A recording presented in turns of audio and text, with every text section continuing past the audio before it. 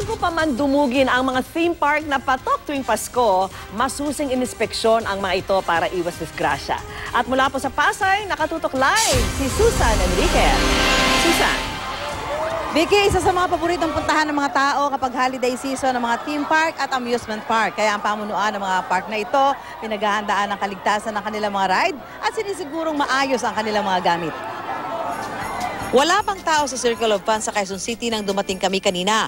Kaya sinamantala ito ng mga kawani para magsagawa ng inspeksyon sa mga rides. Katulong nila ang isang Koreano na dalubhasa sa mga ganitong makina. Tuwing peak season ng operasyon, dumarating ang kanilang safety consultant para matiyak na ligtas ang mga ride. During this season lang, kapag mag-Christmas na, mas intensified yung aming pag-check. Tapos nagpapalit na kami ng mga spare parts ng yung mga nagwe-wear and tear na spare parts. Dito sa lungsod ng Pasay, higit na pinabongga ang extreme rides ngayong taon. Kakayanin mo ba ang ganitong mga rides? Bagamat mukhang delikado, isa ito sa mga dahilan kaya paboritong puntahan ng mga theme park. 7 ang kanilang extreme rides na patok lalo na sa mga kabataan dito sa Star City. Kaya naman masusi rin daw ang inspeksyong ginagawa para matiyak ang kaligtasan ng mga sasakay. Extreme rides, every hour yan. Nandyan yung maintenance, nandyan yung mga safety officers namin. Nakatutok sila dun sa mga extreme rides namin. May mga inassign na kami mga tao. Actually, nagdagdag na kami ng mga safety marshal namin to check dun sa mga extreme ride namin.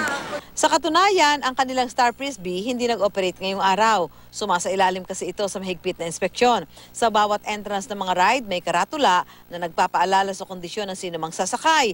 Mahigpit din sila sa height requirement. Sir, we have to follow the rules and regulation po ng rides. Meron po kaming safety rides po bago pumasok.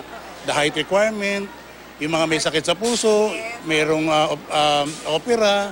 So hindi talaga sila pwedeng sumakay. Sigaw lang po ng sigaw para ma-release po yung fears. Hanggang mawala po yung kaba, sumigaw po ng sumigaw.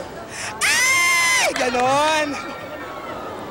Sa araw mismo ng Pasko at Bagong Taon, inaasahan ng pinakamaraming pupunta dito sa mga theme park. Kaya naman ang mga nangangasiwa sa mga theme park na ito ay iba yung pag-iingat ang ginagawa, hindi lang doble kundi triple para matiyak na ligtas ang mga sasakay dito at maiwasan ang di kanais-nais na mga pangyayari. Vicky? Maraming salamat sa iyo, Susan Enriquez.